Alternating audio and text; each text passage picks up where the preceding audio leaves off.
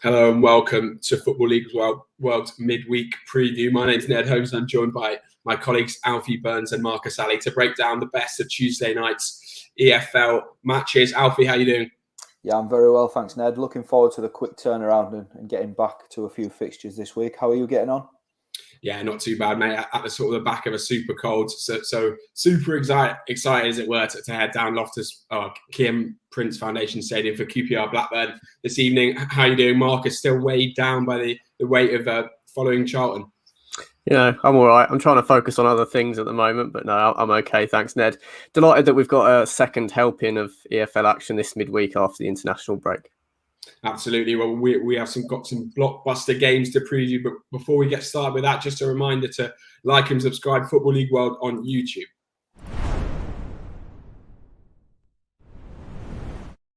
We start in the Championship then with a real heavyweight clash as fifth place Stoke host top Bournemouth, who are on quite the run. Alfie, starting with you, they came a little unstuck against Sheffield United sort of late on, but do you think the Potters have got it in them to sort of end Bournemouth's unbeaten run? Yeah, I mean, firstly, it was disappointing for Stoke at Bramall Lane at the weekend. Sheffield United just sort of took the game away with a real bit of quality from the bench in Mousse and McGoldrick, and I think that we'll come on to Sheffield United later, but they have got that ability in the squad to take a game away from sides, and Stoke were on the receiving end of that. But I think the fact that Stoke are competing in games like that, and to be fair, looking really sharp in those games as well, is a sign that they are a top side in the Championship this season and are going to, go toe-to-toe with the top teams in the division. And of course, at this moment in time, they're coming up against the top team in the division in Bournemouth this midweek. And it's going to be another test of Stoke and where they are in terms of where the promotion race lies. If they can go and get a decent result against Bournemouth, then, we're going to take them even more seriously than we already are. They definitely have it in them to go and get something against Bournemouth and potentially win the game. But it is a massive, massive ask. Marcus, coming to you then, Michael O'Neill's he's got quite a few attacking options in terms of the likes of sort of Sam Sturridge brought in late, Stephen Fletcher, players like that. But it's been Jacob Brown leading the line in recent weeks against a Bournemouth team that we know what Scott Parker likes to do, sort of dominate possession. Bournemouth are likely to be on the front foot for long periods. How important could that pace that Brown offers them be tonight? It could be huge. I think it's a different type of threat having these more mobile forwards like Jacob Brown, completely different threat to the likes of Stephen Fletcher, particularly when you're playing away from home as well, going to be chasing around a lot more. Didn't quite work out at Bramall Lane. They've had such a good record at the Bet365 Stadium, so they might be a little bit more comfortable this evening. Bournemouth, though they might have their work cut out, Bournemouth have only conceded 3 goals in their last 8 games. So that is a pretty menacing back line that the likes of Brown and Surridge, Nick Powell and Vrancic will be up against this evening.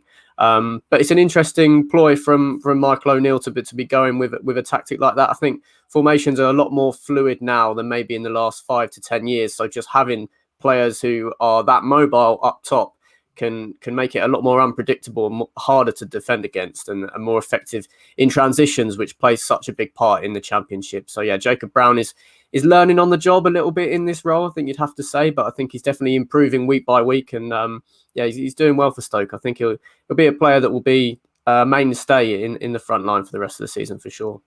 Absolutely. And Alfie, Marcus touched on it there, such a strong Bournemouth back line with the likes of Gary Cahill. Another summer signing, Jamal Lowe, made his first start against Bristol City.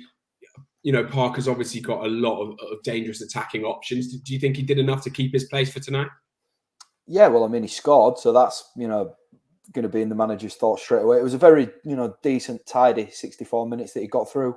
Goal, 3 shots, couple of key passes within that. I think that he's doing all he can to play his way into Parker's side. As you mentioned there, it's a really strong lineup at Bournemouth, and there's going to be times when he's going to have to settle for a place on the bench, but he's done all he can in his hour and 4 minutes against who was it again? Bristol City again. Sorry, at the weekend. So yeah, I think that if he's fresh enough, he's probably going to be back in the lineup again tonight. I think it's important with any striker that once they've got a goal and a little bit of confidence behind them, not to just haul them straight back out of the side. So yeah, he's done all he can, and it's another good option for Parker to be falling back on. Absolutely. And what's your prediction for tonight's game then, Alfie? I think there's going to be goals here. I've gone 3-2 to Bournemouth, just fancying the table toppers to stretch their lead a little bit again. What about you, Marcus? A little bit more boring from a neutral perspective. I'm going 1-0 Bournemouth. I was a little bit disappointed with Stoke at Sheffield United. I thought the Blades were creating chances at will throughout that game. Iliman and Dye and Morgan Gibbs-White could have been on the score sheet even before the subs came on and saved the day. So I'm going 1-0 Bournemouth. I think the Cherries will be able to get the 3 points. Well, Harry's in the comments gone sort of along with you, Alfie, a high scoring 2-2. And don't forget, of course, to get your comments in, your predictions or any thoughts on any of tonight's games. We head to Ashton Gate next, where Bristol City are still in search of that first home win under Nigel Pearson. It's 16 games now in BS3 without a win for the Reds. Alfie, can they put that record right against Forest? Yeah, I mean, it's a shocking run. First and foremost, it's really quite remarkable. And I don't know about you, but I've sort of found myself looking at Bristol City's fixtures when they have been at Ashton Gate recently, thinking, yeah, they could turn it around this time. It's gonna have to end sometime, and that's the case. This evening, thinking the Championship, anybody can beat anybody, and that remains the case for Bristol City and Nottingham Forest this evening. Although Forest are in great form heading into the fixture, you've got to say. Absolutely, and Marcus, Alfie touched on it there. A couple of weeks ago, Bristol City will probably have looked at the visit of Nottingham Forest as a chance to break this run. Unfortunately, the Reds arrive 10 points from a possible 12 under Steve Cooper. Is this the worst time to play Forest all season? Probably. We might not say that Forest are going into a fixture off a better run than they have been in the last 4 or 5 games than in this point in the season. There's definitely a bit of scar in there for Bristol City. They've let in 2 additional time second half equalisers against Blackpool and Luton this season at Ashton Gate, which would have got the monkey off their back, but still it continues. Forest are full of confidence at the moment. The impact that Max Lowe and Jed Spence have had coming in the wing-back roles has made such a big difference. So it's hard to see them breaking it tonight, to be honest. For me, I can't see the Robins getting past Forest. It was only a 2-1 victory over Blackpool at the weekend, but I think Forest definitely could have scored more, and we know how proven Lewis Grabban is as a striker at this level. If they can continue to give him chances, he's going to put them away. Absolutely. Well, we've had some comments in from, I'd assume, Forest fans. Well, we've got George Harvey, actually, one of our own, saying Forest to win again and Brennan to score. Michael sort of saying Forest look full of life now and he can't see them losing. Alfie, how do you see this one go? Yeah, I'm not surprised to see George Harvey back in Forest. He absolutely loves them. Worst Notts County fan going, I reckon. Yeah, I think I agree with Michael. It's hard to see Forest losing. I'm not sure, though. I think Bristol City, like I say, it's the Championship. Anything can happen. They're going to be at home. Fans behind them.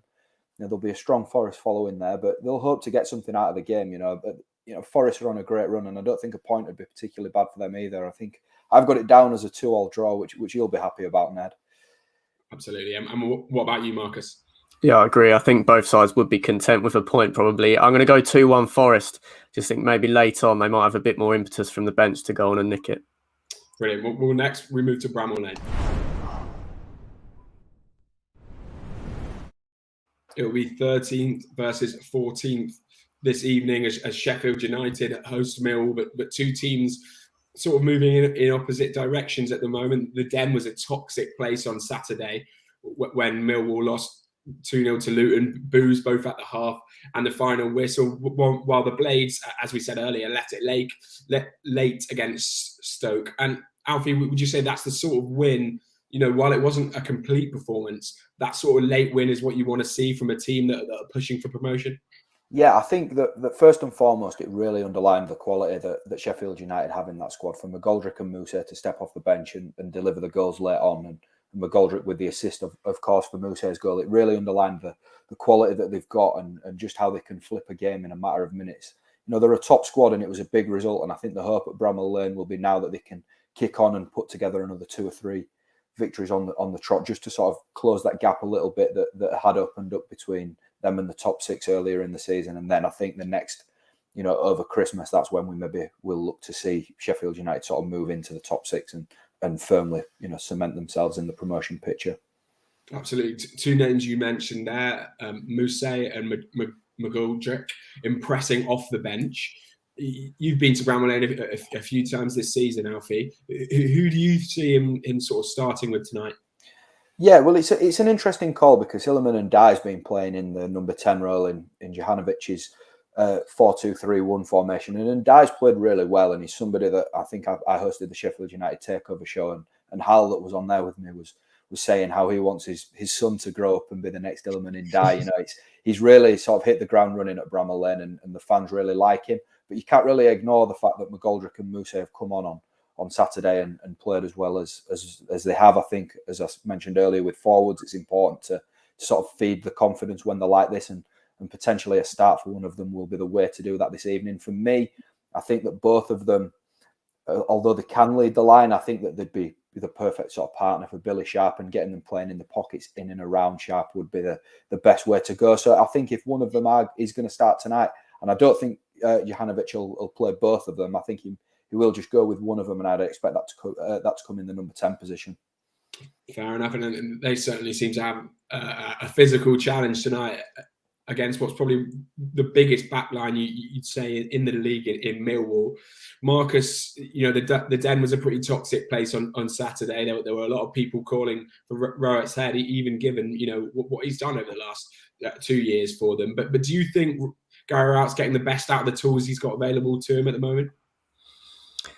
Overall, yes. I don't think you can say that categorically, but I think having Millwall in 14th position is no higher maybe than they can expect to be with the squad that Rowett's got at his disposal. I think he'll definitely get a reaction at Bramall Lane, and also it was a poor performance on Saturday, but Luton are absolutely flying. I think you have to focus on them a little bit when looking back on that performance.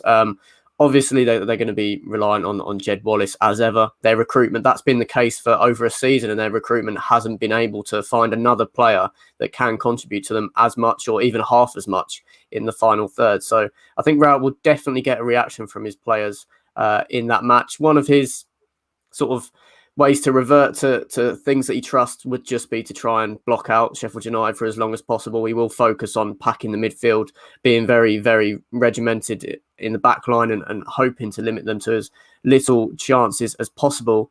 So I am predicting a low scoring game here, but I think Millwall can take a point with a 1-1 draw from Bramall Lane. I think Sheffield United have been a bit inconsistent. It's a great win over Stoke, but they'd lost 2 going into the international break. I still don't think they're there yet as a team that's going to really push straight up into the top 6. So it's a low scoring draw for Marcus. And what about you, Alfie?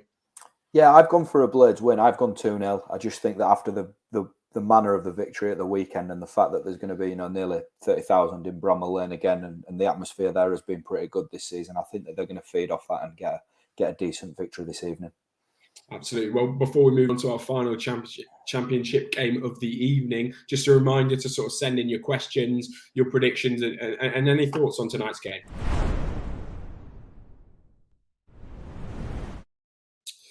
The final game, championship game that we're focusing on today is Derby versus Luton. Derby, of course, bottom of the table, and a 0-0 draw for them on the weekend, while Luton, as we said, a very impressive 2-0 win at the Den. Marcus, coming to you first. Sam Baldock forced off, of course, and Wayne Rooney admitting that Colin Kazim-Richards, while he was brought back off the bench, he's set to be eased in. Who do you think we might see Derby start up top tonight? Will it be the likes of Louis Sibley? And who would you like to see Rooney give the chance to? It's a tricky one because it's going to have to be a little bit makeshift. Rooney does not have the luxury of much squad depth. I think Kamil Yuzviak, that's been on the bench quite recently, could easily come in, maybe playing sort of a false 9 role. If not that, I think Tom Lawrence might have to lead the line and be the most forward player in the side, with maybe Yuzviak coming into a sort of inside forward or a deeper number 10 role. I see that as the natural change for Sam Baldock from the weekend.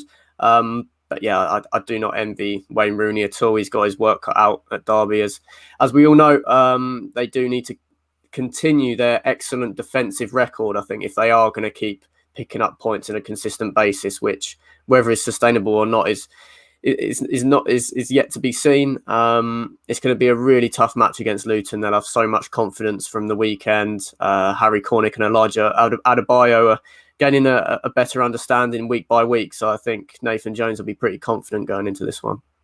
Absolutely, and you touched on it there, Marcus. Remarkable, really, for the bottom team in the Championship to have the joint best defensive record. Just 8 goals conceded for them, but obviously only 7 scored. Alfie, I'd say this season Wayne Rooney has got a fair amount of credit and absolutely deserved credit for what he's doing. Links last night to the Newcastle job. Rooney, according to the Newcastle Chronicle, would be interested if Steve Bruce were to depart. Is that a runner? Do you think he's ready for the step up to the Premier League? What are your thoughts on that? I think Rooney deserves a lot of credit, and that's the first place I really want to touch on this. I think that his stock last season was really falling. I think that the way that Derby performed in the Championship and the fact that they were in a relegation battle for a lot of the season, didn't reflect too well on Rooney. But on the flip side of that, this season, I think his stock's rising rapidly, and I think he deserves massive credit for that. I think he's handling himself superbly with all the off-field issues that are going on around Derby at the minute, and he's also mixing that with a few decent results, as you mentioned there. They're really solid defensively, and I think that once he gets things clicking in the final third, then wins are going to come quite regularly. It isn't a surprise to me to see him linked with the Newcastle job. I think it's going to be interesting to see up at St James's Park where the new owners go, but I can see how somebody of Rooney's calibre appeals to them. A massive name in English football, and although he's not perhaps done things that other managers around the world will have done in terms of winning trophies and that kind of thing, his stock is rising rapidly in the Championship at the minute, and he's dealing with very tough situations, remarkably well, and England's all-time leading goal scorer for the minute. He's a big name in this country, and I can see the owners at Newcastle, taking a real shine into him. Absolutely. Well, before any talk of that, Rooney's focus, of course, has to be on tonight's game against the Hatters. Alfie, Nathan Jones said in the press conference on Saturday he felt his side were back on track, back almost to where they were before he left for Stoke in terms of the project and the progress they've been making. He also sort of touched upon that they've done really well to sort of take the Den out of the equation in terms of the crowd. Pride Park has been a loud place ever since the administration. You've got to credit the Derby fans for really getting behind their team. 2 questions, really. Do you agree in terms of Luton really being back on track where they need to be? And also, do you think it's important they sort of quieten down Pride Park tonight?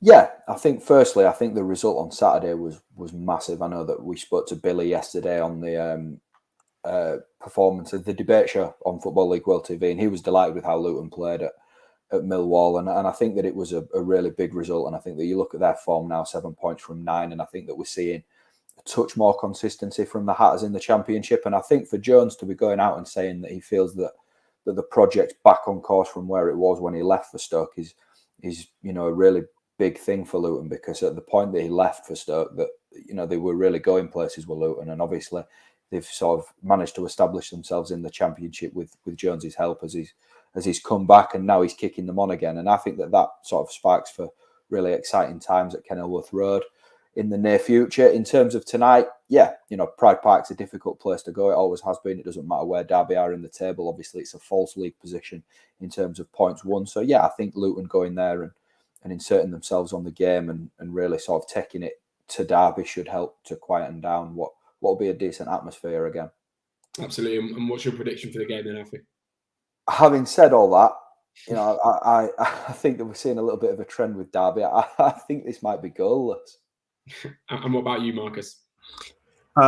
Similar to Alfie, I'm actually going to go for Luton to edge it 1-0. I think Luton can go into the game knowing that if they score 1 goal, they're probably not going to lose the game. I can't see Derby scoring more than 1. I think Luton maybe hold out for a clean sheet and get another win on the board. Brilliant. Well, next we'll move into League One. Well, we start with the leaders in League One as Plymouth host Bolton in what looks to be a cracking game for the neutrals, certainly. Alfie, starting with you, Plymouth, sort of the surprise package, really, in League One this season. How surprised have you been with what Ryan Lowe's team have been doing, and do you think they can keep it up? Yeah, it is a touch surprising. I think we were discussing off air just earlier that maybe expected a Sunderland or an Ipswich to be setting the pace in League One, but Plymouth are there on credit alone. You know, they've performed exceptionally well. Ryan Hardy has been in great form, and I think that's probably going to be the key for them, you know, maintaining this strong start and staying at the top of the table. I think if his goals continue to fly in, then they're going to be fine this season, and by the end of the season they'll be in and around the top 6 picture. But yeah, surprising leaders at this moment in time, just because of the calibre of clubs that are in League One. I think you initially go to the likes of Sunderland and Ipswich, huge football clubs in English football, and you expect them to be setting the pace, but you know, you get nothing for what you've done in the past in the Football League, and Plymouth are at the top on credit alone at the moment. Absolutely. Well, you know, before the season, we were talking about sort of how many teams there were in League One that would be sort of competing for those promotion places, and I'm not sure Plymouth were that high up many people's list. It was a 3-1 win for them against Oxford, but the Trotters lost 4-0 to Wigan, Marcus. You know, does that result for you show where Bolton are in terms of they're in that rung of pushing for a place in the playoffs rather than really realistically eyeing automatic promotion? It's a tough one to take, definitely. Obviously, it's only their first season back in League One. With Plymouth, it's their second. Automatic promotion was probably always going to be a pipe dream. I think their underlying numbers have been outstanding this season, but if you take out Dapo Afolayan from that side, they probably do lose quite a lot of their attacking vigour. Ian Everts said they're the best team in the league going into that match, and then they got spanked 4-0. So that's a bit of a tough one to take on the chin. But I'm sure we'll get a reaction from his players at Home Park tonight. They had an excellent second half to last season after really struggling in the first half in League Two. He was able to turn it around. So he's used to these ups and downs. I'm sure we'll get a reaction and a performance out of this Bolton squad that is probably lacking a little bit of depth that would be needed to really push on and push for the automatic promotion places. But I think they're definitely playoff contenders. Wigan were very clinical, and that made the scoreline look a little bit worse than it probably was. So yeah, I don't think it's time to panic for Bolton. I think they're still in with a chance, but yeah, Plymouth are flying. It's going to be a really tough test. So you're backing them to bounce back then, Marcus, but what's your score prediction? Maybe in performance terms. For me, I thought Argyle's win 3-1 over Oxford was a statement victory. I think that showed the rest of the league that we're here to stay. Oxford have been a great team competing in the top 6 year on year for the last few seasons. So that really was a statement. So I'm going for Argyle to win 2-1. I just think their confidence will be so high. And the quick turnaround Saturday to Tuesday might be Bolton's undoing. And what about you, Alfie? Yeah, I've also gone 2-1 to Plymouth. Brilliant. Well, we'll move next to Rotherham. The Millers host Wycombe in what looks to be a sort of really enthralling tie in League One. Two teams that I think everyone was expecting to be up and around it after their relegation last season. Marcus, I think I heard it said a lot that finishing above these two was likely to equal promotion or at the very least the playoffs this season. They look to be finding their top gear now. You know, do you think we need to count these two as true automatic promotion contenders and two sides we should expect to be right amongst it come the end of the season? I'm not as sold on Wycombe Wanderers, to be honest. I think Rotherham definitely fit your billing there. Awesome 4-1 win over Portsmouth at the weekend. I think Wycombe are a little bit reliant on set pieces, Joe Jacobson's incredible delivery and their home form. I think this will be quite tricky, obviously, at the New York Stadium. Rotherham are just on fire compared to Wycombe not in league position, but I think some of the players that they've got, it's a deeper squad. They've been here and done it before, more than Wycombe have.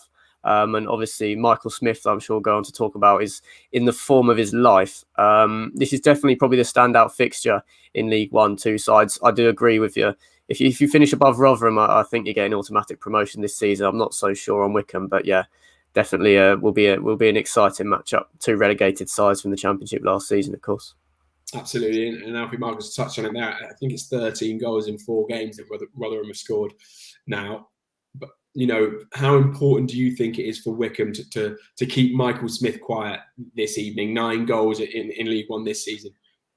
Yeah, absolutely, and 9 goals, and it's only in 12 appearances as well. It's a really, really good strike rate, and he's a top League One striker. We saw in the Championship that he should probably be playing at that level this season. So for Rotherham to retain him and have him leading the line this season, is a massive shot in the arm for their promotion chances in League One. let's not pretend that Wycombe won't have a plan for him. They're intelligent enough, and they know where Rotherham's main threat is, and it's going to come from him. But it's just whether they can execute that plan and keep one of the deadliest strikers in League One at bay. Absolutely. And what's your prediction? Do you think they can keep him quiet? No, I'm fancying Rotherham tonight, 2-0. And what about you, Marcus? Same here, same again. Yeah, 2-0 Rotherham for me. Brilliant. We'll finally move on to League Two. Well, if Rotherham Wycombe was the blockbuster clash of League One, then Leyton Orient hosting Forest Green Rovers tonight has to be the blockbuster clash of League Two. Kenny Jackett's side need a response, really. A poor run of form, 4 games without a win. Most recently, a really dour 0-0 draw with Walsall, which really left you questioning, well, whether what we'd seen from them early in the season was a little bit false. Marcus, I'll start with you. As I said, 4-game winless run, poor result against Walsall. They need a sort of statement bounce-back result. In a strange way, is playing top of the league at home the perfect time to do that, to sort of bring that out of them? There should be no lack of motivation for sure. Obviously, they'll get great support from the fans as well. So yeah, it's going to be an interesting match. They've also struggled at home in that winless run that you mentioned. So it's going to be tricky to try and arrest the slide with the task of Forest Green Rovers. They've looked so good this season. I think a few clubs have become wise to the way Orient were playing. They were a little too reliant on the likes of Archibald and Harry Smith. Weren't as many goals coming from around in the rest of the team. So it's going to be a really interesting one. I agree with what you're saying. If there is a match where they're going to want to get back to winning ways and really catapult their momentum back up, have them looking back up at the table, back at the automatic promotion places, it would be a real statement if they can get over the line against FGR tonight. I don't see it happening, but yeah, it's going to be an interesting one. Absolutely. It should be a great game. Forest, a 2-0 win against Scunthorpe. Alfie, they're absolutely flying at the moment. So they're clear at the top of the table. Are they your favourites to win the title? And then the likes of Cadden, Matt, Wilson, Stevens, etc. Do they almost have too many weapons to stop for Leyton Orient? Yeah, they've looked really, really slick this season. I don't think that they were my pick for the League Two title, pre-season, but they probably are now. I think that they've, reacted to last season's, disappointment really well and come back stronger. And I think that the names that you mentioned there, the likes of Matt, Cadden, Stevens, they've all been in such great form at the start of this season. And you're almost at the point where if one of them's off it, the other one is on it. And, they just look a really, really strong outfit. And, that's what makes this so tough for Leyton Orient. The fact that, if one person is off it, somebody else is likely to step up. And I just think that, they've been the most impressive team in the division so far this season, Forest Green, and this is just really tough. And how do you see it going then? Any chance for Kenny Jackett's side? I think they've got a chance. You've always got a chance, especially at home. But I'm expecting the table to stay true to itself this evening. I've gone 3-1 Forest Green. And what about you, Marcus? Expect Orient to make a game of it, but I think 2-1 Forest Green. They look a class above this season. Brilliant. Well, that sort of wraps up our midweek preview. Certainly an awful lot of EFL actions to get your teeth into today. Tomorrow we'll have a Wednesday night preview as well. But just before we go, just a reminder really to make sure you like and subscribe Football League World TV on YouTube. Alfie, Marcus, it's been a pleasure. Thank you.